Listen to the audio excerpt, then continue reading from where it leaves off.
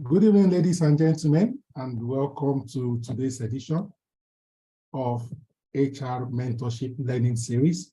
Today, we'll be having a session on your personal learning and development, and it will be facilitated by one of our very own core admin team members, Ajoke Omotayo.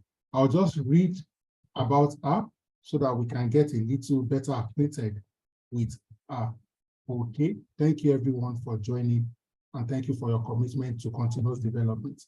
All right, at the moment, Ajoke works as the Group Head, Human Capital Management at Bethsaida Africa Development PLC.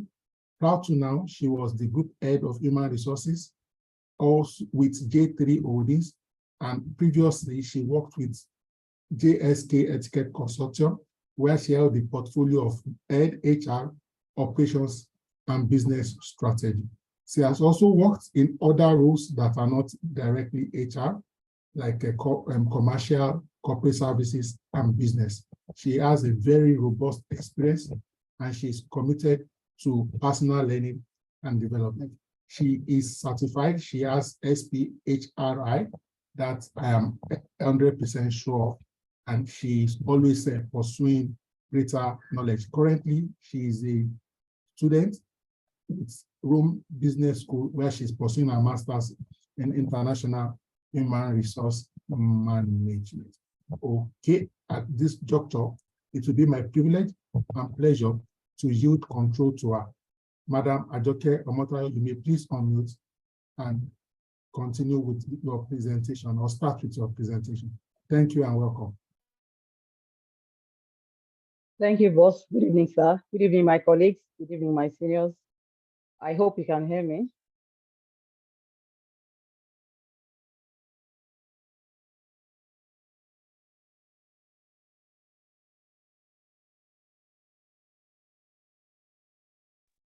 Madam Ajoke, please continue with your presentation. Okay, you can hear me. Okay. Presentation. Thank you. Hello, everyone. Good evening. Happy Sunday, and thank you for joining us. Today, what we're looking at is your personal learning and development. Your personal learning and development. Like boss has said, I'm quite passionate about this. It's something that I discuss with people one-on-one every time I have the opportunity.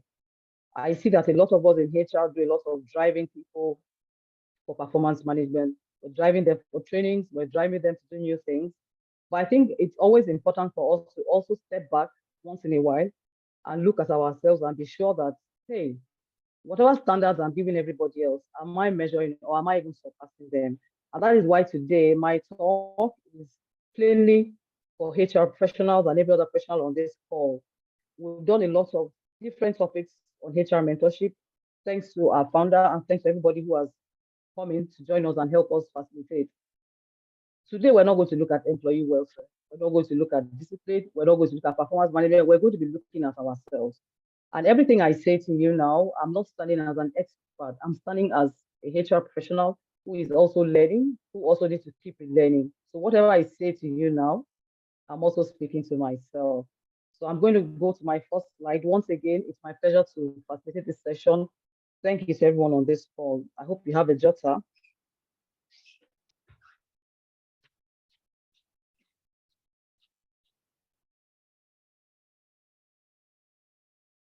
So the first thing I'm going to look at, my network.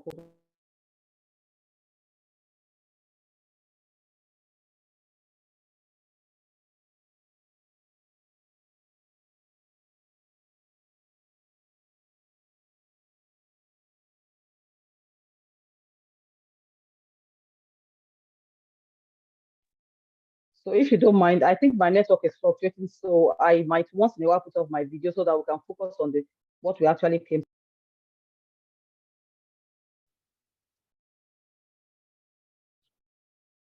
So hello everyone, sorry for the little interruption in the network, but we're moving ahead at a very fast pace. The first thing I'm looking at today is learning. We have three types of learning. There's informal learning, there's non-formal learning, and there's formal learning. There's a whole plethora of books concerning learning and development, and we're not going into that today. We're looking at what concerns us personally as professionals. Informal learning occurs through the experience of life, observation. A lot of the habits that I and you have today, we pick them up from informal learning of those around us, our parents and people that we spend time with. The non-formal learning comes from apprenticeships, skills acquisition, mentoring, by spending time with other people who show you the road, but not in a classroom. Formal learning, of course, we all know that. We do that in the classroom. We do that from online training. The next slide I'm showing you is an excerpt from AIHR, Academy to Innovate HR. They are one of the most respected providers of training and development for HR professionals. And what is concerning me on this slide now, if you follow me, is number 3. I've spoken about learning. I've mentioned training in previous sessions, and I'm going to talk about development now. It says development is aimed at the long term. It revolves around the broadening or expanding of your knowledge. It has to fit within one's personal development goals and maybe the organizations. But the last sentence is the one that is very key now. It says development usually happens voluntarily. Voluntarily means that nobody's going to force you. Nobody's going to beat you over the head. Nobody's going to say you must develop yourself. The reason we're having this session today is because we want to look at what we need to do to develop ourselves and make it better. So the first thing I want us to do is look at our personal SWOT analysis. Everybody in HR knows about SWOT. We do that all the time. We have it in our slides, we have it in our presentations, but today I want you to look at yourself. The strength. What I wrote here is not exhaustive in any way. They're just suggestions. You might add, you might remove. So your strength, and some of mine, could be your education. You have a very good academic background. It could be your experience. It could be your income. It could be your self-love, the fact that you're confident, you love yourself, and also invest in yourself. Your weaknesses, those are the major ones. Your weaknesses could include procrastination. I'm going to do it tomorrow. I'm going to read that course tomorrow. I'm going to write that exam tomorrow. Your weakness could include assumptions. Some of us assume that we know more than what we know. It's only when you're tested that you realize that no, you're off the mark. Some of your weaknesses could be ignorance. You're working in an organization, you think you understand the business, but truly you really don't. Because if I have to have a one-on-one session with you and ask you that, okay, how exactly do they make business? How exactly do they make money? What are the biggest issues that your management is facing? What is the deepest thing that keeps your boss awake at night? You probably might not know. And these are the things that we're going to look at today, how we can move from that level. Some of the other weaknesses could be carelessness. It could be that you have a narrow focus. Some of us are very much passionate about HR to the detriment of other things. HR is a very versatile course. It's a versatile profession, but it's one course that can never stand alone. It has to operate in the context of other businesses, other roles, other issues. I'm moving to threats now. Some of the threats could be recession. Recession could be challenging the organization. If your organization is facing recession right now, your job is threatened. Threats could be your competitors. And competitors, I'm talking about even internally. Whoever can do your job better than you and is sitting next to you is already your competitor. So if I was you, I wouldn't wait until I have a new boss, a new colleague, a new person before I develop myself. And if I notice that somebody else is better than me in an area, I'd rather walk up to them and say, please, how can you make me better? The exchange rate could be a threat. It's one of the reasons why some of my colleagues have not written some of the exams that we plan to write because the exchange rate keeps fluctuating. Insecurity in the country could be a threat. Job opportunity could be a threat because people are leaving. And when they leave, it means that the bulk of the work is left for those of us that are still here. There's so many other threats that we face, but I'm just going over this briefly so that you know that at every point in time, you need to assess yourself. Where am I doing well? Where can I do better? Where do I have issues? Opportunities. Opportunities are plenty. There's cheaper data now. So if you want to wake up in the middle of the night or at midnight and download everything that we've done on HR mentorship, you just need to give yourself like a week. Wake up in the night and do the midnight plan with MTN or Airtel and like that. So there's cheaper data. It's not like years ago. There's global free training. There's sites online now where you could actually get trained, certified, and certificated for free. And there's also the jackpot option. At any point in time, you might also get a remote job that makes you say, okay, you know what, I'm done with the stress of Nigeria. Let me move on. It's also an opportunity because we have those jobs open to us. HR mentoring group is an opportunity if you're part of this group, because at every point in time, we're moving towards learning and capacity and developing ourselves. Now, I'm going to look at two things. What are you buying versus what are you building? What are you buying versus what are you building? There's some learnings that you're going to need to buy by virtue of the way they are arranged. If you want to get a course from Udemy, as good as it is, you need to pay something. If you're going to get a certification from HRCI, you will need to pay. You will pay for the exams in dollars. If you need to get chartered from CIPM, you need to pay. ICANN, ACCA, those are learnings that you need to buy. It will require money. At this point, I want to say that If there's any of them that you're planning to do, that you're procrastinating or you're planning and you're stalling because of money, let me encourage you. Do whatever you can this year. It's early enough to start planning now. I've seen people who said, I'll do it next year, I'll do it next month. Somebody might get pregnant, have a baby, and realize that I can't cope. A man might get married and realize that, okay, now that I have to look after a wife and children, I can't cope. The truth is that for every person that goes to the induction at CIP, and if you ask them, they have friends that started the journey with them who didn't finish it. If you go to induction of ICANSU, for every one person that graduates, ask them, they'll tell you that, yeah, when I started like 4 or 5 years ago, we were like 10. And like maybe 3 of us are just today. Don't be one of those statistics that started and didn't finish. Let's make sure that abandoned projects is not part of our journey this year. The next thing we're going to look at is how do you build capacity? That one is done via self-development, and I'm focusing very much on that today. You build capacity through self-development. It is something that you take yourself by all means to do. The fact that you're online today shows me that you're taking that serious, because if you look at most of us, we're operating from, well, I'm from my house now, most of us are from our personal spaces. Nobody came to call you. Mr. Adeosh didn't call anybody, neither did I call anybody. I just posted it on my WhatsApp. But the fact that you're here means that you're taking building capacity very serious. So the first thing I'm going to do now is go through how we can do it. How do you build capacity? You do it via deliberate habits. Everything I'm saying now applies to me, so just go with me. The first thing we're looking at is self-study. There are courses that you can do online without anybody paying a dime yet. You can go to Allison, you can go to Coursera, and there are so many others. I looked at a site that said the 10 reasons why e-learning uses students. Allison and Coursera are e-learning platforms. You do it on your own, as long as you have data. But why do people drop out? Procrastination, distraction, demotivation. Those are some of the top reasons. If you're going to self-study, it's up to you to decide that I'm self-studying because I need it for my career. And if you don't know why you need self-study for your career, you'll find out as we go on this journey.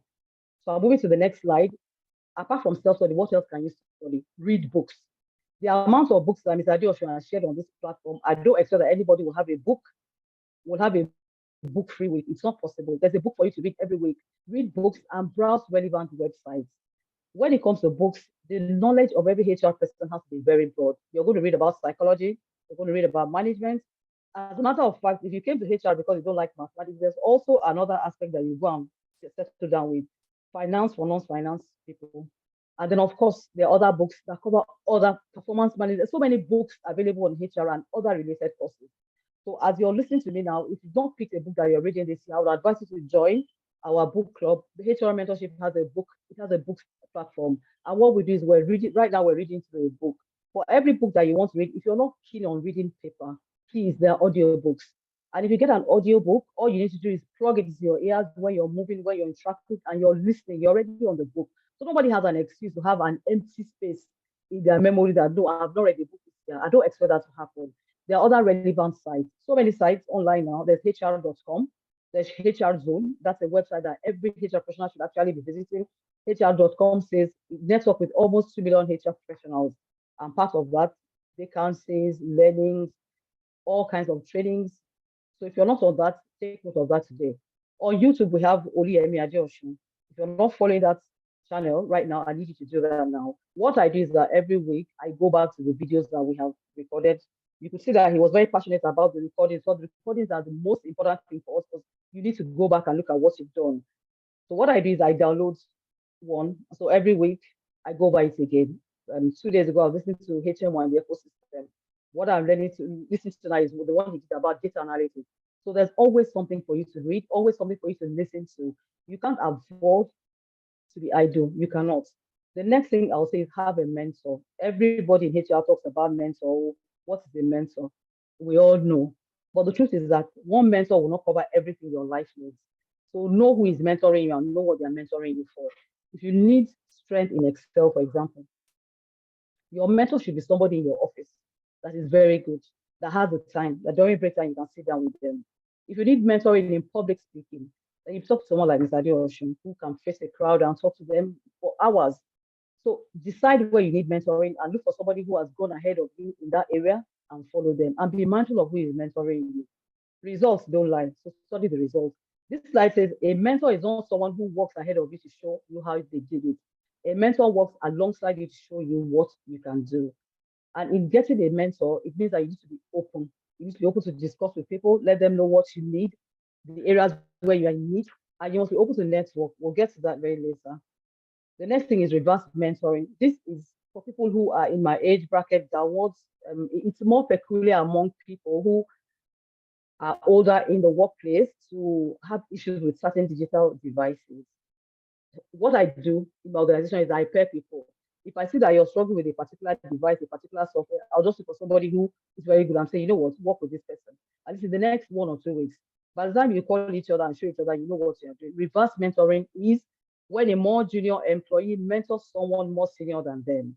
The idea is that the junior employee can share the expertise, and the slide says commonly technology and digital. So things that have to do with digital devices, technology, if you think that you're not able to, find somebody who is maybe a generation below you, somebody who is even your junior. If you see that they are very good, find time, sit down with them. If you're struggling with slides, if you're struggling with Excel, if you're struggling with Canva, if you're struggling with simple basic things, even like Google Drive, zipping your documents, find somebody who can do this and talk to them. Don't wait until the day that you need it and there's nobody around you to help you. The next slide I'm going to, these are 3 things. I'm going to talk about 3 things. We're looking at our personal learning and development. How can you develop yourself? Learning, we know that you sit in the classroom. Learning, we know that you go and do addition and Coursera. Learning, we know you do CIPM. But what about the development of your career? Volunteering. What is volunteering? It's when you put yourself forward to be part of any project that is ongoing, even though it is not compulsory. For example, if there's going to be a project in HR mentoring, let's assume we're trying to raise funds. Let's assume that we're trying to organize trainings that are now going to be physical. And Mr. Adeyoshi says, for example, is anybody going to be available? If you know that you have the time, volunteer. The truth is that the more you volunteer with people, the more you get closer to them. I'll give you an example of what I will do and what I call volunteering. If I move into a new area and I think that people in that area are much ahead of me in everything, the first thing I'll be looking out for is the meeting they are going to do. The moment they have a meeting, I will attend that meeting. If by any means I'm lucky enough for them to say, okay, our next project now is fundraising. Maybe I know that I might not be able to contribute to useful money at this level. But what I know is that they will need a committee. So if they choose their president, if they choose their secretary, if they choose their treasurer, once they've done choosing, there'll be some officers. Maybe they now say, okay, who is going to be the person that will be in charge of making sure that we follow up? Nobody's taking that post. I'm telling you that I'm taking that post. Do you know why? Because by volunteering, it means that even if it's just once a month, when that committee meets, the president who is a bigger boy, the assistant president who is a bigger woman, the treasurer who is a bigger person in Lagos State or wherever, it means that we'll be sitting down together. People that you volunteer with, people that you work in the trenches with, there's a way that that connection is always there. So even in the HR space, find your mentors, find leaders, find projects that are going on. And even in your office, if you think that there's a particular person that is always busy, always on projects, and you're just idle, you just have that free time, make it a point of you to say, do you need help? Is there any way I can help you? I've done that a couple of times. The last training I went for was the kind of training that I never thought I would end up with. And why did it happen? Because I kept telling one of these my bosses that any training that you're going to, let me know. As long as I'm not going to school, I'll be available. And then he just called one day and said, you know what? We're training so people. The entire day that I spent, if I needed to calculate what would have paid for that training, I don't want to go into it. But I'm saying that just by volunteering, by being there, I got everything free. Then effective communication. Communication is very important. A lot of us think that we speak English, that English will be better, including me.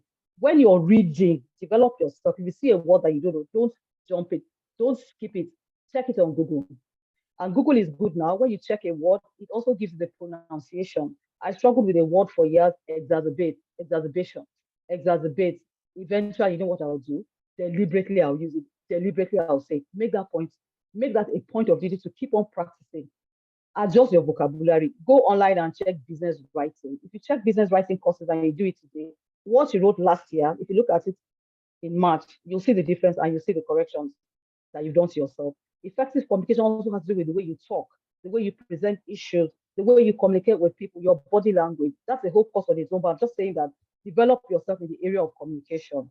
My mentor was speaking about 3 weeks ago, and she said, make sure that when you talk to people, that when you leave a sweet taste in their mouth, unless it's a fight matter, which I hope you will not get to. Make sure that your communication is with wisdom and with intelligence, so that when you walk away, the impact of your words are felt. The next one is networking.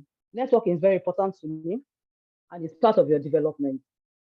I'll tell you what networking is not. I normally do a course. I did a course networking one-on-one. And one of the first things we do is decide, do you know what networking is? And everybody will say, yes, we know. I'll say, okay, define, they define. What I define networking as is I'm trying to walk you into my net. I'm trying to walk you into my net. That means I'm doing everything possible to draw you into my net. So if you're going to network, it means that you're going out of your way to be in that person's space, not like a nuisance. You're going out of your way to make sure that that person sees you as someone that they can talk to, someone that they can lean on, someone that they can call in terms of anything.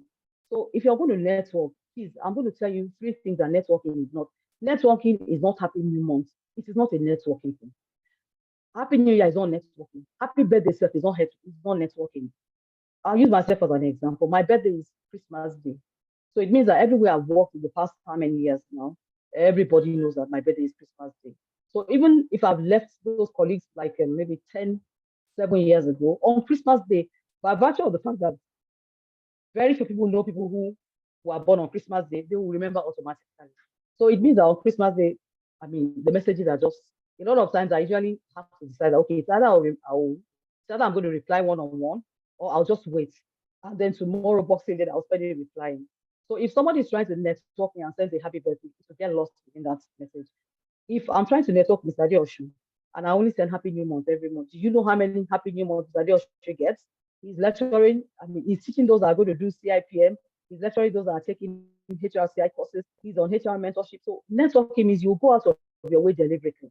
I don't want to release the secret for free, but let me just say, if you're going to network with somebody, it has to be random. I'm going to give you an example. Deliberately, intentionally do it randomly. In December, I saw a flyer for a hangout at the beach. HR mentorship had a hangout, and I was there. I saw a lot of my colleagues there. But this particular one is not my group, it's a HR group. I've heard the name and I chatted the person up. I said, I'm interested in going. What will it entail? And he gave me a breakdown. I didn't know anybody. 1 minute, please. So it's not as if I had a colleague that said, let's go together. No, it was my decision. I knew that the worst that will happen is that I'll get there and I'll have to talk to somebody who's new. That is where networking starts. When I got to the venue, I met a lot of people, and of course, we developed some friendships. There's a lady I met that told me that she's thinking of changing her job in the course of discussing. I said, okay, I belong to HR mentorship group. We have vacancies. Do you want to join us? I said, yeah. That was like 3 or 4 weeks ago. The month is ending now. So last week, because I am networking her, not because I need something from her immediately, but I'm just trying to expand that circle. So last week I chatted, I said, babe, how are you doing? Your testimony will be loud, it will be sure by God's grace. Just a random prayer. And then she chatted me and said, we need to talk. What I said, anytime, call me in the evening, I'll be free. And then she called me and said, you know what? That there was a particular vacancy that was dropped on HR mentorship for a job in Benin, that she applied, she had gone through the levels, and that she had gotten the offer letter. Just like that. Boom, boom, boom. So what happened? We networked each other. Of course, she also reached out to me to talk to me. I reached out to talk to her. But the point is that we did not start out as knowing each other. It was in the course of our discussion. So if you're going to network effectively, you need to step out of your comfort zone. And when you're going for events, I need to say this very quickly, don't always say that I'll sit with my friends. If you sit with your friends, still make sure that you stand up, go around, get numbers, talk to people, expand that your network. Don't stay within the same contact that you have been doing for the past 2 years. It has to change. The next thing I want to look at is, we've looked at volunteering, effective communication, networking. I'm going to number 8, current affairs. Our discussion is about development. How can you develop yourself? If you're not aware of what is happening in your industry, you're not developing yourself. I'll give very quick examples because I don't want to take too much time. Today is Sunday.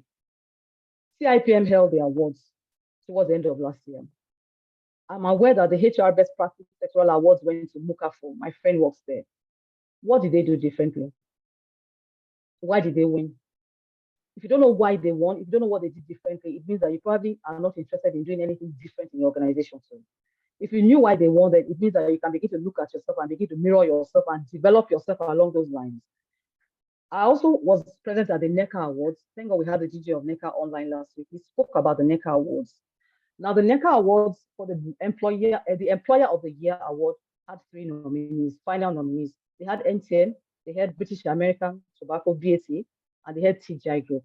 So when I heard the nominees in my church mind, I was like, VAT, MTN, and MTN won it last year, or they won it the year before the last.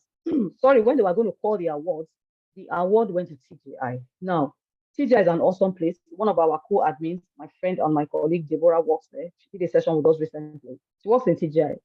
But when we went for the hangout, I was like, babe, that how is it that TGI was able to overtake and win? And she was like, if you know, if you see, jokingly, but the truth is that we are in HR mentorship. The company that won the Employer of the Year award has a staff on HR mentorship. If you're trying to develop yourself, what you'll be doing is you'll be reaching out to and saying, is there anything you guys are doing that you can share with me? Or even if it's to say the list that they use to audit your company, the list of requirements, can you share it with me? In sharing with you, you realize that everything is not about the salary of your staff. You realize that some of the things that are listed on that requirement, something that you could be doing, and you will start doing. But because you don't know, you're not doing it. So we're talking about developing ourselves. You need information. You need to be aware of what's happening around you. Current affairs is key. It's critical. Everything that happens within the environment is going to have a link to what you're doing as a HR person. These are just examples of what you do or what you could achieve if you follow the industry news. The next slide I'm looking at is current affairs. I'm talking about national news. This particular national news, I hope you can see it. It talks about the statistics of poverty in Nigeria. This news came out some months ago. Well, my slide says 17th of November 2022, where we were told that the 2022 multidimensional poverty index survey revealed that 63% of those living within Nigeria are multidimensionally poor. Multidimensionally poor. Okay, that is national news. We heard it. As an HR person, how does that concern you? You're developing yourself along the lines of being observant in the environment. I'll tell you how it concerns you. Number one, you might not have an employee who is among the 63%, but your employees are connected to those who are part of the 63%. So it means that some of your employees are earning right now in Lagos and sending it to the village. Some of them are earning in Lagos, and once they get home, they've shared it, they are back to ground zero. So what implication does that have for your business? It means that right now in Nigeria of today, your eyes have to be opening because eyes are red. People are prone to compromise. Even you, we might think we have integrity right now. But I remember the words of a former governor of Lagos State, Babatunde Fashola, Mr. He said that our loyalty will be tested. In view of what is happening right now with the kind of crazy bills, crazy expenses that we have around, and the way the inflation is, anything can happen. So I'm going to give you a few examples of how this multidimensional poverty should affect you. It should affect your thinking. Number one, you have security men. If you're in a place where you're paying your outsourcer 80K for the security man and he's paying the security man 50K, you're already in trouble because it means that your security man can barely survive. And you only need one security man to compromise your system. You realize that all those flashy cars, all our beautiful offices, all our ACs are gone. Of course, with the police, they will pursue, they will try to recover. But the time and the money that we're going to that could have been avoided. So what I'm saying is that because you know that poverty is a big issue now, sit down and think about what you could do differently. If you look at drivers too, get interested in what they're doing. I make a point of talking to our drivers one-on-one. A few days ago, I was driving out and I saw a driver with staff bus. He had dropped his people. As he turned, he stopped and bought this sachet and he was drinking whether this small Chelsea or something. And I showed my daughter, I said, can you see? I said, I'm just hoping that what he drinks is all he will drink. He will not drink before closing time. So let me say what happens. If you work in an organization where you have a lot of drivers, towards break time, if you study them, they'll go and eat together. I work in a place where we have different companies. So a lot of drivers from different companies just network and sit down together. If you walk past them, or if you send one of your officers to walk past them, half of them will have a sachet that they are drinking. From reports and from discussion, I've realized that it is not because they think alcohol is the best thing. It is one of the ways they are managing the stress in their life. So it means that the people that are driving those your million naira cars, you are driving the executives that are earning millions of naira, driving the whole of us in staff buses. It means that because they are facing multidimensionally abject poverty, they are being pushed to do things that could compromise all of us. So what do you do now as a HR person? Engagement is what you can do. You cannot force people not to eat or drink what they want because you're not even with them all the time. Have sessions. I'm talking about developing yourself. This should lead you to start having sessions with drivers. All you can do is engage them. Have a session that makes them realize that their life is very important. You can only it's only moral situation you can do because we don't have breathalyzers to test everybody's business. So the best you can do is talk to them, have sessions with them about safety, have sessions with them about their health, about liver problems, about kidney problems, have sessions, discuss with them about their lives. Tell them that alcohol can do XY. They already know, just remind them, make it a reminder that you do generally. In my previous organization, I had a colleague who would do walking around, she'll check everybody. She goes to them and she talks to them. Everything cannot be solved by money, but a lot of it can be done. But in the case where you don't have the money to share with them, Share knowledge, oh, it's part of your own development. So look at your drivers, look at your security men. The security men are very important because from the gate, one of my lecturers was telling me some days ago that some businesses have been lost by the gate because of the absence of security men. They're under pressure, tremendous pressure. They open they open the gate for you in your flashy car. They open the gate for you with your designer bag, and they are hot saying, okay, let's assume that you cannot do anything about their salaries. Then have a discussion with them. Find a way of talking to them. It's part of your development. When you walk into your compound tomorrow, look at them differently. Stop and say, hello, how are you? As your wife, as your children. These are things that you need to start looking at. The multidimensional poverty in this environment is affecting us. I'll tell you what the staff did recently. I have a staff who came and said that they burgled their house. Of course, we believed that they burgled the house. Of course, normally you go and report at the station, you have an affidavit. This is for you to know that what poverty is doing is affecting all of us. So you need to be on your toes. And then he said, of course, the laptop for the company too was taking. No, Allah, bring your affidavit, let's see what we'll do. But like a week later, we're still looking at how to recover, give him a new one. Like a week later, he didn't come to work. This is for you to know that poverty is affecting everything you're doing in the office. And I said, I have a young guy who works with HR admin who is very good at following up people who have issues. I said, please, first of all, go and check him. Let's find out what's because his phone was not going.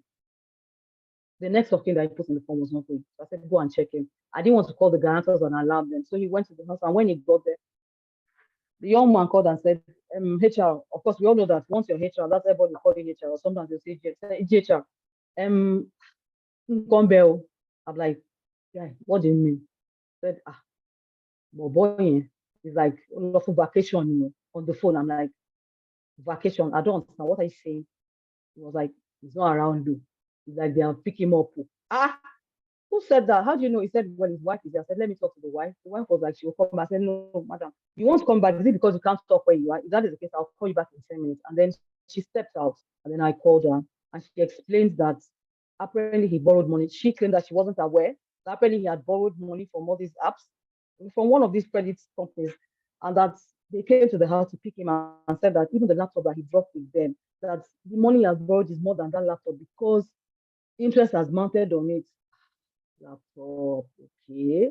At that point, has it not concerned me? It has already concerned me. Even though I heard the news that people are living under multidimensional poverty, I was thinking that I'm safe in my comfort zone. It has already affected me. So what I said was that on the spot, what can we do? I said, guy, what you do, go with that to the station and verify that he's saying. If he said, just come back to the office, you know what to do. So the following day, the admin guy and the lawyer had to go there. Of course, he's already in trouble, but he's our person, he's our staff. If he had somebody in his family who could bail him out, he probably wouldn't have needed to go and borrow money anyway. So we need to sort that out. And then when he came back, it was a case of what are we doing? How are we recovering this? I'm just saying that people that you are working with now, a lot of things will happen. So what kind of policies are you putting in place? People are going home with cars, they are going home with laptops, they are going home with other office assets. What kind of policies do you have in place? The next thing I want to look at is the petrol subsidy. When you hear petrol subsidy as a HR person, we're talking about development and how current affairs is affecting you. You're already aware that this petrol subsidy is biting everybody. How is it biting your staff? What we did where I am is we looked at, okay, even if we did a COLA, which is cost of living adjustments in October, if you look at the money today, the value has changed. It's already been eroded and it's not even sustainable. Which business is going to begin to increase salaries? The same energy issue that is giving you problems logistically is giving your company issues too. It's affecting the bottom line. So our discussion was that, okay, if we cannot increase their income now, can we reduce the expenses? And then we had a discussion around issues of, does everybody need to come every day? The truth is no. Can we do a roster? And for those roles that really need to show up every day, can we now shift it so that people do 3 days this week, 2 days next week, and like that? That's the only thing that I thought we could do as a thing. We did a hybrid mode. Maybe you might have different options, but I'm just saying that if you hear news and you're hearing that it's affecting people, know that it's already affecting you and develop yourself to the point that every time you hear news, you're looking at how it's going to affect the business. Under national news, National Industrial Court of Nigeria, we all know what they do. How many times in a month, in a week, do you sit down to go through what they are doing? Update yourself on cases. Don't wait until you get a summons from them before you realize, okay, what you're doing is wrong. NICN has an app online. Download it, put it on your phone, read the cases that are coming out. They're different. I belong to one, I think Barista, something on WhatsApp. Every week they drop the cases that come out. I was on a session that Mr. Oluyemi Adeosun did. I don't think it was with HR, I think it was with the Covenant Nation. It was about HR. And then he mentioned, I think that labor law, that we should all commit. I'm not sure if it was here, that we should all commit to reading it. If you're on this call and your labor law is very far away, I'll say, well done. Because it means that you're going to wait till the day that you have an issue before you start running up and down. The labor law, the Constitution of Nigeria, go through it.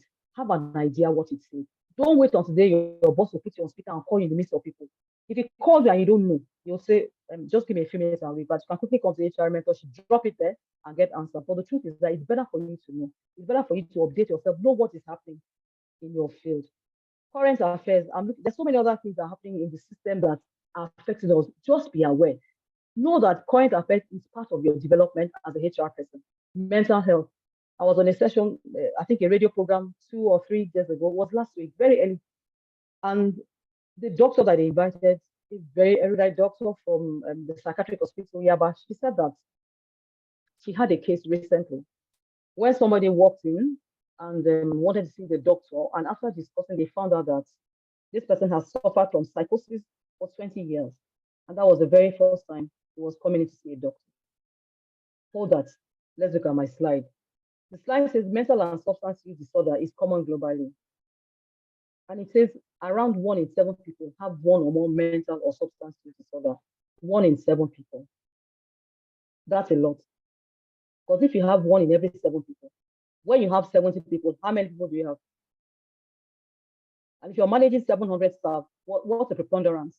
So it means that between you, myself, the junior, the middle, and the senior, a lot of issues are going on.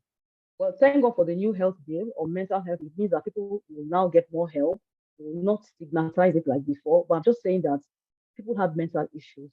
So it means that right now, you need to be informed. And you need to be careful about the way you treat people in the workplace. You need to be very, very diligent in addressing issues. If you have a policy, follow it to the letter. Don't use emotion to handle anything as of today. Because this mental health is a big issue all around. And if you look at Nigerian issue, I know that if they brought a thermometer and measured Nigerians, it's probably higher because we're faced with issues that give us mental breakdowns almost every other day. So if you're an HR person and you're on this call, develop yourself, read about mental health issues, know the science, have an understanding, know the best way to approach issues. Don't just think that they are talking about mental health on LinkedIn. It does not concern you. It is part of your development. I went to the gas shop. I'm going to give you a lot of life examples so we'll realize that everything is interwoven. I went to a gas shop recently. Before going to that gas shop, we had used them for like more than a year. And what we do is when the gas is about to be exhausted, or when it finishes, we'll just call the shop. I have their number, and I'll say, please, we need gas. They'll bring another cylinder, we'll pay cash, or we transfer, and we just do the exchange. A couple of times, the man has come or he sends a boy. But this particular day, I was working remotely. I said, okay, let me just drive out. I called my madam, can you please put the gas cylinder in the car? And I went to the shop, and I met this woman. I've spoken to her a couple of times, so I actually recognized her voice. And so I said to her, madam, how are you today? I want to buy gas. We had the normal exchange, and then she brought the gas cylinder to her. In my usual way, how are you doing? Are you okay? She now said that, madam, she's stressed, that she has gone to queue at the petrol station for the past 2 hours, but that she was able to buy at a Jeep. She showed me her Jeep. So she's a professional. She's working. Apparently, she was working remotely that day. So she stayed in the shop. I've driven past that place a lot of times, so I know that her husband is usually there. He's the one I know very well, even though we do not talk. So I said, what of daddy? She now said, he has gone to work. As far as I'm concerned, that was the end of the conversation. We could have moved to other subjects. But then within a minute, she now reversed and said, sorry, it's a mistake. He has gone to play. He has gone to play. I'm like, if somebody else was telling me this story, I would have laughed. But because she was serious and I was in front of her, I was like, I'm just thinking that I don't get. He has gone to play? Does he work in a playground? Or I don't get. So I said, Mama, what do you mean he has gone? She now said, madam, he has gone to play. Because that work that he's going to, I told him that he's not better than somebody that goes to play in the nursery school. At that point, I knew there was a story behind the story. I came to buy gas, but I have a listening ear. It's part of my job as a chef. I said, what exactly is it? She said, look, madam, that by the time he calculates his transport, his feeding, that there's barely anything left. So it's not better if he stays at home and plays that. She tells him that this is not making a difference to the family and that he's not listening to her. Okay. Well, of course, I put a bit of exclamation so that she will continue because I knew she wanted to talk. She doesn't know me. We're not friends. We're not even community people. I only came to buy, but for her to bust, I knew that she was already to her neck with the issues. She's bothered. And while we were talking, a young man came out of the house and said, because they live in a flat, so the shop is in front of the flat. The young man said, Mommy, something. I think she gave him money. And then he left. Then she now said, did you see that boy going? He's our son. and he has just got admission and he needs to go to school. Am I the one that will pay for this and still pay for his school? I said, Madam, calm down. There will be a solution. At that time, my gas was full. I realized that maybe it's better for me to start going because I really couldn't help her, but I listened to her. I couldn't help her immediately. So I said, you know what? When next I drive past, I'll stop so we can continue this gist. And then she called the boy, he put the gas in my car and I left. And when I was going, he called to me and said, Madam Aisha, that woman could be your staff. That madam is somebody's staff. And she'll walk into the office on Monday and somebody will harass her concerning performance management. And she will give that person will collect and they'll be like, what did we say? Because you don't understand what she's going through. A lot of women are going through that too. They are the body bearers in their houses. A lot of men are also standing in the gap, bearing the burdens of the wife, the children, their in-laws, and they are not coping. So my summary of this is that mental health has become an issue. As an HR person, read up, know how to handle it. You are not a therapist. You cannot solve the problems, but know how you handle it. And if the best you can do is recommend that they see a therapist, do it. Don't exacerbate people's issues with your attitude or any toxicity. Please, we're looking at current affairs. The next slide I'm going to talk about follow global trends. Please read what it says. It says FG ratifies ILO Convention 119 on violence and harassment in workplace. Violence and harassment in workplace. I hope we all understand what that means. Convention 119 was ratified recently by Nigeria. ILO had done that convention since. A lot of countries had signed up, but our own president has signed up finally last year. When I went for the training on this, the DG from the Ministry of Labour said that they are training all their labor officers nationwide on how to handle cases of harassment. Before now, there have been cases at the National Industrial Court on harassment in workplace, sexual harassment, other harassment, and there have been some judgments. But now, because FG has signed up and is part of this ILO convention, they've ratified it. All eyes are on Nigeria. As a HR person who is developed in current affairs, please, what does this mean to you? Do you have any idea? I know a lot of us have. I'll tell you what I will do. 5 or 6 slides is enough. You're breaking it down. What is ILO? What is Convention 190? That is your first slide. What are the things that could make up harassment in the workplace? You are listening. You are talking about the implications and you are suggesting what you could do to mitigate it in your workplace. And you're sharing that with your line manager. If you're a member of senior staff like I am, I'm sharing it with my CEO and saying, sir, this is a recent development concerning ILO as it relates to Nigeria. I've put a few slides together, just highlighting the implications of if we get this kind of issues in the workplace. And these are my suggestions. I'm telling you so that I have his buy-in. Of course, some of my suggestions will be that maybe we'll have a session with senior managers first, and we'll discuss. If there is among them a boss that likes to hug, let him know that hugging could lead him into perdition. It is not careful. If there's a female boss who insists that she must hug other people too, let her know that it might have implications. I'm just saying that these implications, I'll share them with the senior staff. What I'll do is first of all get the buy-in of my manager that this is a session that we need to have. And I'll tell you why you need to have it. If junior staff have this kind of issues, they're not likely to go to the court. It's not very common unless somebody really pushes them and encourages them. But if it happens between a junior staff or a younger person and an older person in the workplace, chances are that somebody will advise them. Everybody is woke these days. Everybody's on the internet. Somebody will advise them that let's go to court. Reputational damage to your organization cannot be repaired. So it is important that as an HR person that is following global trends, you're doing a small summary and then you're looking at your policies around sexual harassment. Do you have the policies? Do you need to strengthen them? Do you need to create an email that people can drop anonymous mails? And do you need to say to everybody that we're going to have a session that going forward, we're going to have a small committee that's going to look into this? Or are you even going to call in other managers and say, no, guys, let's discuss. What is the best way to deal with this kind of issues? Because some will be true, some will be false, but we need to investigate. I'm just saying that if you're following current affairs, you will realize that there's so many things that you do proactively, and this is one of them. Open versus closed system. There's so many other things that we could look at, but I'm hoping that as we talk, you're also looking in your mind the things that you could do differently in your organization. The mental health bill has been signed into law. If you like reading, settle down, get a copy, read. The bill on health has been signed. You need to read. HR people don't have a choice but to read. So I'm saying be an open system. An open system means that you're open to receive and you also give out. If you look at the open system here, something goes in and something comes out. But the closed system, it leads to isolation. Don't be an isolated person. Know what is going on in your environment. Be interested enough to find out. Talk to people. Talk to those ahead of you and find out what's going on. I had a discussion recently with somebody who sent me the link of the OpenAI. I'd read about it, I heard about it. I didn't have the link. He shared it with me. And Truly, the moment I tested that AI, I knew that no. In fact, I'm not sure I want to use Google like before because it was too fast, it was too sweet. I'm an open system. He knew it. He had the link, he shared with me. I've also shared with my friends. So that is how it goes. That's how it goes. Be open, talk to people. And for example, when there are sessions that are physical, that have to do with your profession, let me advise you. If there's a session that is going to be physical, sign up and register and go. You will meet people. You will talk to people. You will catch up. And you will expand that your circle. Excuse me. You'll expand your circle a little bit more and make a point of saying that this is my name, this is what I do, and exchange information. From there, it will lead to so many other things. And I want to say a word before I leave this point. In terms of being an open system, let me speak to my female colleagues on this call. I'm not calling anybody out. I want to say that I need females to be a little bit more open, especially when the opposite gender are trying to discuss with you.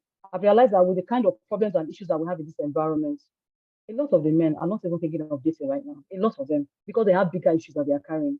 So when somebody approaches you and he's polite, of course, bad behavior, shut it down immediately. Polite in a professional setting, exchange that number, have that discussion. It could lead to so many places that you don't even know. And some of them might be good. And men, try your best. I know men are more open. I've noticed how some of my female colleagues will react in session. I'm like, listen to him first. Don't assume. Don't assume that every man has an issue. Don't assume that every man wants to join.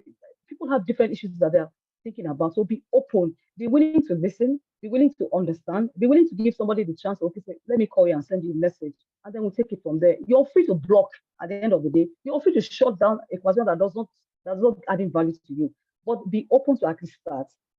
Now, very quickly, what will building capacity actually do for your career? What will it do for your career? I have 4 things here. There are more than that, but I'm going to look at 4. It is important for me that you understand that building capacity is critical to your life and critical to your career. Number 1, it reduces your personal risk. You are not at risk. If anything will change in the system, you are not afraid because you know that whatever is going to take, at least you will not be found wanting. So if there's a call to look at those who are redundant, those who are obsolete, those who don't know what they are doing, you'll never be part of them. It's not possible. So it reduces your personal risk. And then number 2, it makes you aware. When you're aware, you are ahead of things. You can do things because you're aware. You can look at the current affairs and see where it is heading. You can look at what is going on in the environment and know that, okay, this is probably going to affect my company in this manner. This is what I need to do. When we go to the next slide, I'm going to show you how being aware can keep you ahead.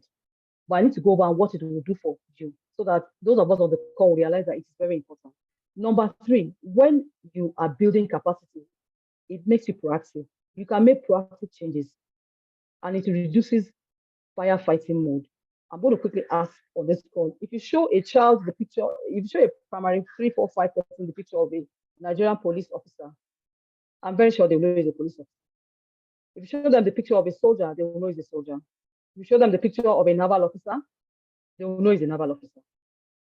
Do you know that if you show somebody who is a GS1, GS2, the picture of a fire officer in Lagos, they might not know it because they've never seen them before. As a matter of fact, even those of us that I think we know, because Lagos is a state where we have so many uniforms, if you're not careful, you could mix it up. But I'm saying that they don't know the firemen because they only come out when there's a fire. Don't be that kind of HR. They only see you when there's an issue. Proactively think ahead and plan ahead. That is what building capacity will do for your career. You will be known as a person that thinks ahead, that is always thinking. And then number 4, your credibility attracts value. You're credible. The management knows that when you bring something to the table, you've thought it through, you've looked at all sides because you know what's going on. You're not obsolete. So it reduces your personal risk. You're not prone to sudden emergencies, sudden loss of jobs, please. You're not prone to sudden stress because you're ahead. It makes you aware. It puts you above and ahead. It allows you to make proactive changes. Where do you need to make changes? I'll give you a very good example. A few months ago, we had a very long story. Everybody was online talking about it. This young man that said some derogatory things to the first lady of the nation, and he was locked up. I followed the story for some time. I saw that begging was not helping immediately. Agitation was not helping immediately. And I went back to our social media policy. I will put in a few lines saying that even though there's freedom of speech, the consequences for that, your free speech, that one is not free or anything can happen to you. So please be mindful of what you're posting, be mindful of what you're writing. As long as you're in this employment, be mindful that whatever you're posting or writing is not going to affect you negatively or the organization where you work. Because if it happens that they carry will affect us, and then we had a session during our PSS, we spoke about it. That I know that Gen Z, you tend to be very quick to put your feelings out before you put anything out. Remember the son of who you are. That's a proactive change. Social media policy has been changed. It's no longer just about the organization, even yourself on your personal page. If you are going to tweet the one that will come back and bite all of us, we'll shut it down immediately. And then your credibility attracts value. So I'm moving to the next slide. At this point, I'm going to need people to answer this question. I'll give them, we have so many chats, but I don't want to be distracted by the chat. But I'm going to go to the chat now. Wow. Who was your employer within Nigeria in February 2019? I need just 5 people to answer that question. If I get 3, that will move. Who was your employer within Nigeria in February 2019? I have 2 options. Is it your current employer or is it another employer? We have 1 minute to do that quickly. Please, I just need somebody to answer. If I get 1, 2, 3, then we'll move. Who was your employer? That means, is it the same person that was employed in 2019 that is your employer now, or you are with another? Just another current. Sharply, let's do it. Thank you. Wow. Okay, I have 70. Thank you, everybody. This is amazing.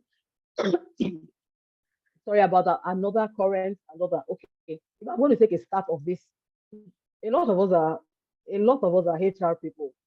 From this start now, I have more than 10. It shows that HR people too, we tend to move around a lot. I'm guilty as everybody that puts another. I'm working with, between the last election and now, I've changed jobs like, I think twice. So I'm seeing another current. So I'm going to show you why I was asking you that question. I just wanted to know. Number 1, please, from this slide, remind yourself the next time you have an interview and you're asking somebody that your CV shows that you've only spent 11 months where you are. Why do you want to leave? I'm not saying you shouldn't ask. You can ask politely because there might be issues that you need to know about. But when you're asking, make sure that you're not asking from the point of judgment. Because even you've moved, and there are reasons why you moved. Everybody, an adult will know why they want to move. But that is not even where we're going. I'm moving to the next slide. So, okay, let me recognize those that okay, another person has dropped another. I appreciate every one of you. Thank you for that. Now, the reason why I'm asking you is very straightforward. It is because there's going to be general elections. And if you've worked with only one person for the past 5 years, it means that you already know very well what happened during the election. Because it means that you were part of it the last time it happened. So you have a precedent, you know how it was handled, you know how it was tackled. But if for any reason you're in a new organization, what it means is that you don't have a precedent. You have no idea how it's going to run. You don't know what's going to happen. So what should you be doing? What will you do differently? Now, let's ask ourselves on the day of election, what happens? Is there movement? If your staff are not going to be able to move on the day of election, what will happen to them? If you look at the next slide, this is a page that I did a screenshot from the site of INEC. I'm going to give you a minute to look at it for those that can see it. We're looking at how current affairs will make a difference in the way you do your work as a HR person. So the presidential and national assembly elections are coming up on the 25th of February, 2023. What will you be doing on that day? If your operations are 24 hours, are you shutting them down? If you're shutting them down, have you got the agreement? Have you discussed with your boss? Is your line manager, production manager on the same page with you? And if your operations are 24/7, but it's not a factory, it's service industry, how are you coping? Are you doing a roster? Are you doing a shift mechanism? And now let me ask you the bigger question. Are you having that discussion that, okay, how many of my staff are registered to vote in their local governments in the village? Are people going to travel? Are you going to have a discussion about, okay, how many of you are traveling? How many of you are going to be available? Are you going to be that HR that will say somebody must be on duty at the gate that day? Because even though we're all going to be home for the election, somebody must man the gate, and they will drag you on LinkedIn. They will drag you on social media that our HR said we must come to work, therefore we cannot vote. Start thinking of what you're going to do. This is how current affairs will put you ahead. I'm just looking at how current affairs can develop you and develop your capacity. The next election is 11th of March 2023. Are people working overtime? Are you going to sit down and have a discussion and say, oh, how many of you don't have a PVC? You're not voting. Will you be available? Are we going to pay overtime? Are we giving them an allowance? Are we arranging food? And then look at the bigger picture. The day before election, in my previous organization, I know what happened. We closed early because I want to go to the market. You know how Nigerians are. Last minute, everybody will do rush. We'll buy as if we will not eat, as if we'll not buy again tomorrow. And everything we buy, we cannot finish, but we'll still do panic buying. So the day before the election, are you going to close early? If you're going to close early on the 24th of February, don't wait until the 20th of February before you begin to say, excuse me, no. Start that discussion now. Look at your operations, look at what you're managing, look at what you're producing. See how those dates are going to impact you. Have a timetable and have the discussion now. This is just an example of how, at the end of the day, your knowledge of current affairs will make a difference. At this point, I want us to look at how full is your personal battery of L&D. I spoke about reading. I spoke about the website that will develop you. I spoke about networking. I spoke about volunteering. I spoke about mentoring. I spoke about following current affairs. Check yourself. If you cannot manage your L&D, it will be hypocritical of us to begin to pursue other people. Now, I'll give a practical example.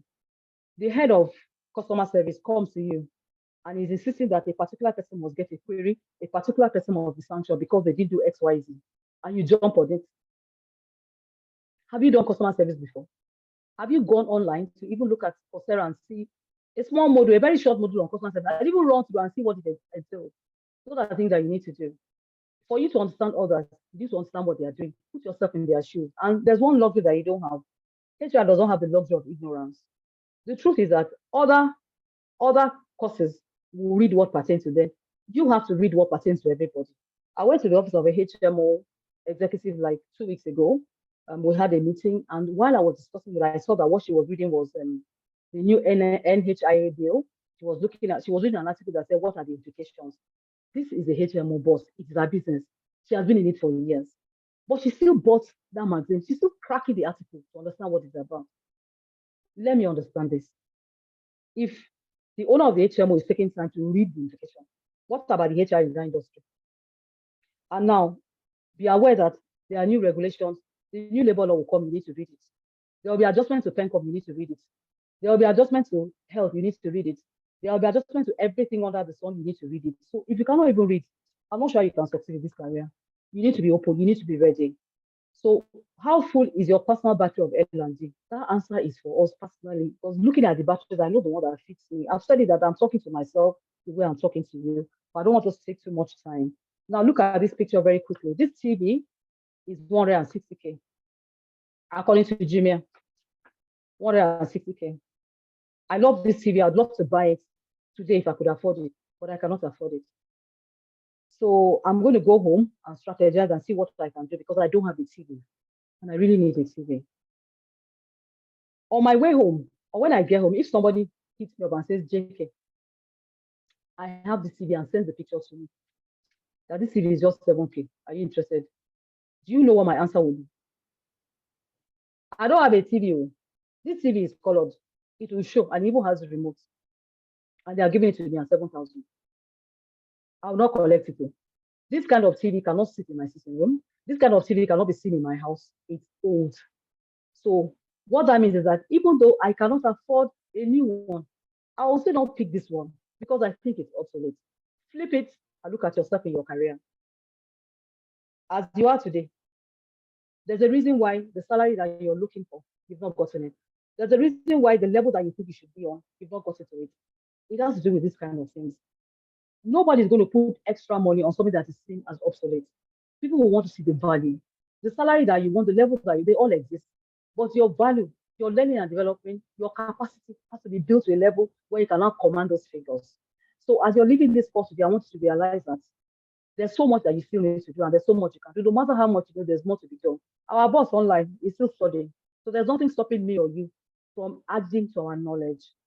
And as we round up now, I'm going to share 2 slides that have to do with Google. The first slide says how Google, Bain, and company have stayed on this best places to work list for 15 years. For 15 years, Google has been on the list of best places to work. This article was published on January the 13th, 2023. This year, Google was still listed among the best places to work. And then on January 2023, all of us are aware, everybody in HR is aware that they laid off 12,000 workers. Now, among those that they laid off, husbands, wives, HR, finance, everybody. But that's not the biggest story.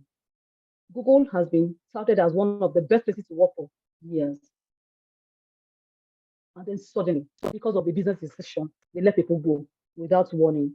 The jury is still on, saying, they didn't do it right, they did it right. As far as I'm concerned, they are the owners of the business. When they are ready to do what they need to do, they did it. The way they went about the different discussion. So how does that concern you and me? Now, some of us are working in multinationals, some of us are in SMEs, plenty of us are working in corporate trenches where anything can happen. So if it can happen in Google, it can happen anywhere. It can happen to anybody. So my biggest question as we leave this call now is, if you get to the gate of your organization today, tomorrow morning, even on Tuesday, they even allow you to come to work on Monday, you work, you leave your laptop, you shut it and go home on Monday. And then on Tuesday, at the gates, they shepherd everybody into the boardroom, including myself, and say, okay, sit down. There's been a merger, an acquisition, there's been a hostile takeover, somebody has bought into the company, anything, or the regulatory authorities are shutting us down, you need to go home. Summary is that job has ended. What will happen to you? What will happen to your laptop? What will happen to your life? What will happen to your job? I need you to look at that very carefully before I go to the last slide. This is important because every current affair that happens out there, it concerns you as a HR person. As you're building capacity, be building awareness, be emotionally intelligent, be politically aware, and be violently invested in developing yourself.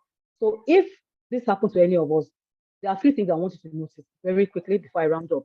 Number one is the issue of data privacy. That your laptop, some of us now, if you open that laptop, the birth data of your mom is on it, my daddy's birthday is on it, pictures from my brother's wedding is on it. That's what some of us are doing. If the laptop is not your property, please, when you get to work tomorrow, remove your stuff, put it on a flash, send it to the Google Drive. Data privacy, make it paramount. We give staff forms to sign. This is just a bonus. We give staff sign to, they get forms from us and they sign non-disclosure agreements. But you've left information that nobody needs to know on your laptop. I'll give you a quick example. I had a colleague in one of my former lives, and what he did was that he had told me at the beginning of the year that he was looking for another opportunity. It's not my job to tell his line manager. I just said, do it properly and resign. He said, okay, but that he will let me know. And he told me that I'm going to go for an interview next week. The day he told me, of course, he had said that he will call his boss and say that he needs time off. That is between him and his line manager, whatever he wants to say. I'm just happy that his staff is even confident enough, think that they can actually confide in me. Because a lot of time, what it does is that it helps me to prepare ahead. I can actually start looking at CVs, start looking at other gaps, because until you drop your letter, I really cannot say you have resigned. But if you give me the heads up, it helps me sometimes. And it's the function of the rapport that we have. So this particular day, he has to close a report, which he couldn't finish. So he has to come to the office. But his arrangement with his boss was that once he's done, he will go for the day. So he came and he finished his report and he left. Later, I'm going, no problem, we'll see tomorrow. That was it.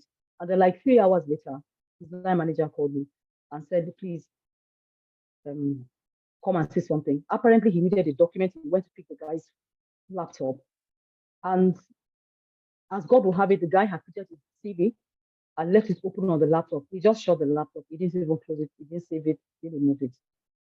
At that point, the discussion of whether you should even check is a different thing because the line manager. But you know what this guy did? He saved, because he's someone that is used to computers, he saved the CV so that he wanted to see whether it was in a folder or it was just a single document. And this guy had put it in a folder. I do that too. If I'm having a discussion with a company for a project, a job, or anything, I open a folder. Every document that goes into that folder, it's easier for me to track. So this guy had done the same, put it in a folder. So in that same folder was his application letter. His boss had done it. It's a different discussion. Whether the boss is toxic should have gone to, that's a different discussion. But the truth is that if he had not left it carelessly on his laptop, nobody would have known. Of course, he went for the job, he came back. But I can tell you that the relationship between him and his line manager, now, this is Nigeria, it will never be the same again. I said to him, I said, guy, you didn't try at all. I said, even if, let me assume that you don't have a printer, you want to use company resources to print, there is something they call flash now. And you finish, you couldn't even, at that point, what do I do? I'm just saying that data privacy, these are issues that you need to begin to look at. Anything that happens to that your job, the Lord will allow us to have good results and good happenstances, but be prepared. The next thing you need to look at is your finances. If you get to work and anything happens, what do we do? I'm talking to myself, so what do I do? I had the unfortunate experience of seeing a very high executive off. This is about 2 years ago, another place where I worked, and I think they had a meeting, And at the meeting, they had high-level discussions, and the decision was that it's better for him to resign. So I was told that he's going to be resigning. And of course, because the high-level person, I didn't leave it for any team member I was around to at least empathetically wait with him while he hands over. And, so while he came in that day, I sat with him for a few minutes. We were just talking, exchanging ideas. And of course, he was not his real self, but he tried to compose himself. At the point, he said, you know what, HR, let me step out. And he stepped out. He said, okay, I locked the door and went to wait. About an hour and a half later, I called the gate. Is he back? He's not back. When he came back like 2 hours later, I'll tell you what he had gone to do. He had gone to have some shots of drink. He came in smelling of alcohol. I waited for him to pack. But at that point, he really wasn't packing again because he wasn't composing. Just guy, he gave me the laptop. Everything. The agreement was that he resigned. He had written, he gave to me. I had to escort this guy to the bus stop and put him in a taxi to show just how scattered he was. He was not prepared. He was not prepared. A lot of us are not prepared. So I don't expect it, but it could happen. Listen to me and remind yourself that I am not the owner of the business. I'm not even a shareholder. Anything can happen. How prepared am I? I got to know that he went home and just crashed because 2 days later his wife called and said she doesn't know what happened to him. That he went out, he came back late. We became friends over time, me and the wife to talk now. And eventually the story came out. Apparently they had just changed the school of their children to a much more expensive school. So financially he was not in a good place. I'm just saying like it happens to the best of us. So if anything happens now, what happens to you financially? The last one I look at is if anything happens to your job now, what is your second-hand value? How easily can you replace that job? How easily will somebody say, that don't worry, come and talk to me? How long will it take you? What value have you put out that people know you for? What are you known for? At this point, I'm going to round up. I want Google to be an example for every one of you that you could walk into the company, good things will happen by the grace of God. But if the other one happens, what would you do? How ready are you? How prepared are you in feeding yourself? What do you have? What are you known for? What value are you putting out on LinkedIn? What value are you putting out in business meetings where you go there? What are you known for? My last slide says change is a process. Change is not an announcement or an event, it's a process. I've taken you through like 10 different steps, what you need to be doing. Before you pursue anybody for performance management, manage your performance. Know that you're on top of your game. Thus, a focus on the future motivates people to make changes in the present. A focus on the future motivates people. Some of us are waiting for motivation. Please stop it. Don't wait for anybody to motivate you because even your encourager is getting discouraged in this presentation now. Your encourager is discouraged. Your encourager is looking for how to jump now. So encourage yourself. Look at your life. Look at where you want to be in 5 years' time, in 2 years' time. What do you need to be doing? Is this how you want to be? If it is not, then let that be a motivation for you. At this juncture, I don't expect questions. If there are any, my boss is online. I'm just saying because this talk was a talk to ourselves. It's not about, it is not a course. We're just talking to ourselves. Please, as you move out tomorrow, download the speaker app on your phone, listen to audiobooks. Spend your time reading the newspaper. There is Nairametrics, subscribe to it and find out what's going on in your industry. Don't wait until you are told in the boardroom before you realize what's going on in your industry. And then in your networking, lastly, before I go, make sure that you get a strategic alliance. If you're in HR, you should be friends with production, procurement, CFO. They will give you heads up about what's going. They will know what is pitching the bottom line before you know it. Be their friends. Don't be the HR that everybody leaves and isolate. It's a bad thing. At this junction, I want to thank everybody for being part of this program. The last slide is my favorite quote. It says, I will prepare. And I know that someday my chance will come. Castle Rock, White House, Washington, D.C., one day it will come. But how prepared are you? Thank you very much. I'm handing over to Mr. Adeosun at this junction. Thank you very much, sir. Thank you so much.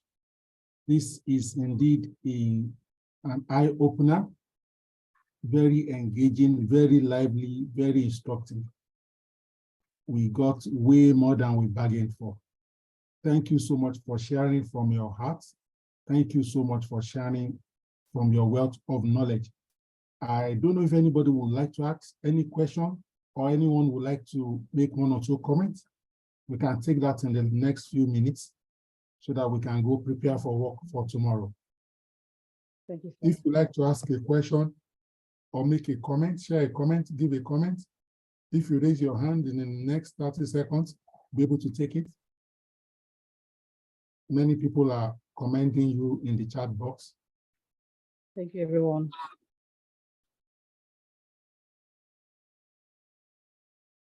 Thank you so much. All right, I think this will be a very convenient point to stop for today. We will upload this session tonight, as always. thank you to everyone who has joined. I will drop the link if you are not yet a member of the community and are interested in joining. I'll drop the link right away on the chat box, on the message here, so that we can join and indicate our interest to join by filling the form. Thank you so much.